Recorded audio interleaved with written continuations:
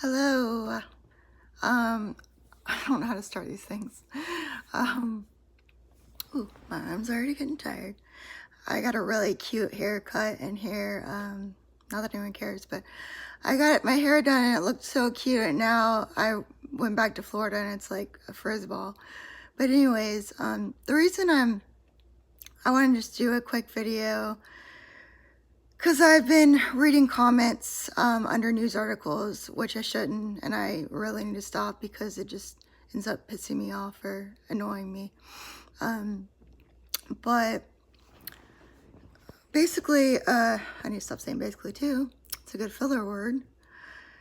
Recently, I read an article about a prison in Florida where they're having all these, people are suing them and all sorts of stuff because there's no AC in the prisoner cells, and people are getting sick, and people have had all these complications, especially older people in prison.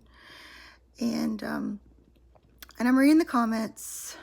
They all are saying inmates need to, rot in hell.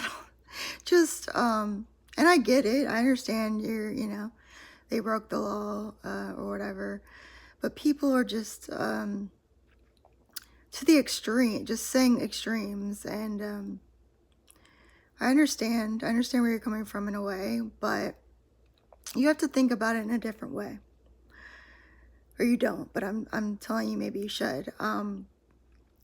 No AC in prison means inmates act out more, means inmates cut their wrist more, means inmates swallow batteries more.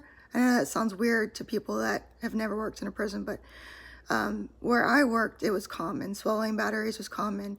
And a lot of times it was, in order to swallow a battery, if you swallow a battery, you will get out of your cell. So why not swallow a battery? The reason they did the battery swallowing a lot is because a lot of times that would get you into CSU, Critical Service Unit, I believe it's called. I could be wrong, it's been a long time.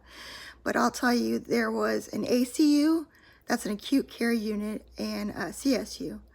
So ACU is kind of like the buffer, I guess. It was guys that would cut their wrist, but it would be superficial. Like, we would have to go down. So if a guy in prison cut their wrist, we would go down to the hospital floor. We'd have to fill out all these forms and all this stuff. And we'd have to kind of decide, is their cut bad enough that they need to go to CSU, or is it superficial enough that they can be put in ACU? Now, CSU is AC. You got cute nurses down there. You get these big, it's open spaces. They're a lot bigger rooms. It's just, people wanted to be in CSU. People would literally swallow batteries to be in CSU because CSU meant you get a lot more attention too, because CSU had less people. So you would get a lot more attention. You get this open, just a bigger floor, all this stuff. So when I say bigger floor, I mean like their cell would be this wide open space with a glass kind of surrounding it. So it wasn't a steel wall like a lot of even the ACU patients would have. So they would hope to cut good enough so they could get into CSU if they were cutting for, attention or those other reasons. It wasn't always. Some of the inmates were cutting because they were really hurting, and they had psychosis and other kind of mental health issues. But the thing is, they would cut. So like I said, they would cut to get an ACU or CSU. Sometimes it would just be to get an ACU for whatever reason. Maybe their gang member was there. I mean, there's all kinds of crazy reasons people cut in prison. So, and a lot of times they'd be like, oh, I cut, they'd want you to see it. I didn't have a lot of cutter. I felt pretty, well, I shouldn't say I didn't have a lot of cutters. I had cutters, but I did talk a lot of the inmates out of doing some things. I was like, please don't. Sometimes it worked, sometimes it didn't, but I'd be like, I'd try to avoid that as much as possible. Number one, because if it was my inmate on my caseload and they cut themselves, I would be doing the brunt work. I'd be doing the paperwork. I'd be going down to, the service unit and all that. So, you hope to get the least cutting as possible. However, as crazy as this is, I was put in to the dorms with the worst of the worst, with some of the most psychotic inmates, which it was more common for them. They did cut. It was more common for them to do stuff like smearing feces, but they did cut as well. I don't even know why I'm acting like they didn't. Usually it was cutting more for psychotic reasons and less of getting out of their cells, but some of them still did cut to get out of their cells. But I also had people on my caseload that were that weren't completely psychotic. I had some inmates throughout working at the prison. I believe I worked there 3 years. That would cut just to get out of their cell, and they were population inmates. I'm sorry, my brain's fried. My brain's always fried for nothing. But anyways, so my whole thing with these comments is that, number one, the inmates are riled up. They're cutting themselves more. You're making it harder for all the prison staff. You're making it harder for security. You're making it harder for activity therapists. You're making it harder for therapists, like mental health therapists. You're making it harder for everybody. And you're going to have more cutting. You're going to have acting out. You even could have a fire. One of my guys set his cell on fire, but that's a story I'll tell when it gets closer to that time. But that was a new one for me. I had experienced a lot of things, and that was definitely a new one. Walking into this dorm and seeing my client with ash and soot around his cell. And I'm sure this sounds, I feel like my stories, people aren't going to believe, but I can definitely back them all up. When I say them, I'm like, are people even going to believe these are true? But I swear to God, everything I'm telling you happened. Now, the order in which they happened, I can't guarantee all of that. I'm not great at the order of things, but I guarantee you everything that I'm saying to you happened. But my point is that I get people want to just throw inmates. They just want to throw them in the cell, forget about them, punish them, make them suffer. But again, that makes everything worse. It makes everything way worse. And then also you have to think about, if they're not lifers, these inmates are getting out. Do you want an inmate that has been tortured their entire time in prison getting out and possibly living in your neighborhood or living near your block? Or do you want an inmate that had people rooting for them, had people trying to give them resources and help and mental health help and all that? So it's easy to say throw people in jail, ignore them, or torture them. But what you're essentially saying is what you're essentially doing is just not thinking of the full picture of what you're saying, because it's a lot more complex than you would know. And another thing aside from this is what I'm trying to think. Now I've lost my train of thought. I'm going to leave it at that. No, I'm sorry. Yes, I remember. All right. So one other thing I'm going to say is, and I'm losing my voice, I'm sorry, is that I had inmates, and I wrote about this in the book. I have an inmate who was wrongfully committed of murder.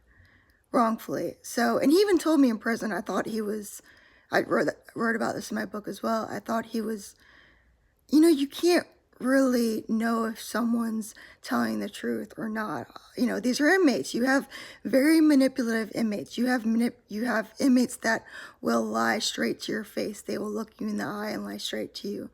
So you don't necessarily know what's true and what's not all the time. Now, this inmate showed me his paperwork, but even I'm skeptical of everything. So I'm like, I don't know. But I gave him the benefit of the doubt in my mind. I'm like, okay, maybe he's innocent of murder. I don't know.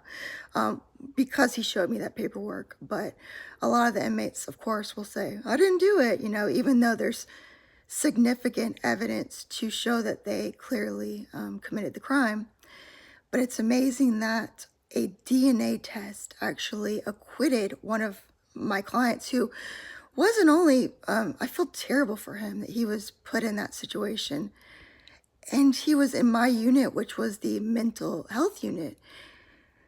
And he had some behavioral issues, just like he would get agitated and do things in the cell. But now I'm like, if I was wrongfully committed of murder and I was in a prison cell in a horrible, horrible prison where you're not even leaving your cell but to shower and walk around the yard, because the inmates I had that I saw daily, because I saw inmates daily, the ones I saw the most were the isolation inmates. So they weren't leaving their cell. They weren't walking around a prison.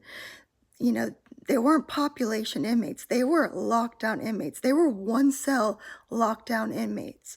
So you have an inmate that's wrongfully accused, and he was in there quite a while. I can't, I'll have to look at my notes and get some specifics, but he was in there for long enough that it would make anyone go crazy. So, I don't blame him for acting out and freaking out in his prison cell, but that's just one example. So you're torturing, I cannot say my R words today. I swear that was only when I was like a little kid. I couldn't say my R words. Oh my God. So you are torturing inmates who could potentially, and I know it's not common, but could potentially have been wrongfully accused and be like one of the inmates I had who was wrongfully accused, and thank God that they got the correct DNA and he was acquitted. And I even captured the photo of him, or didn't capture the photo, I saw the photo online of him smiling in the camera, and it was rare that I saw him smile because he was so agitated and always, in a miserable mood, which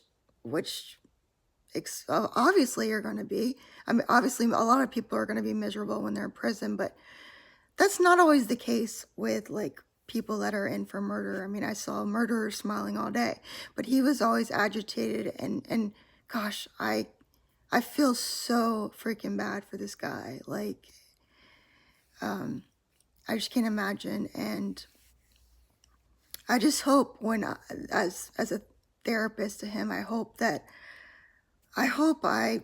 hopefully I was a good enough that I wasn't a horrible memory to him. Hopefully I hope that he's living a good life, and I hope he sues the hell out of the prison and gets all the money he needs to live a happy life. So just want to say that. But yeah, that was my whole point. I just wanted to wanted to state the whole AC thing, because it's easy, again, to say punish the prisoners, but you're punishing everybody. So, and that is all I'm going to say right now. Thanks for watching. Bye.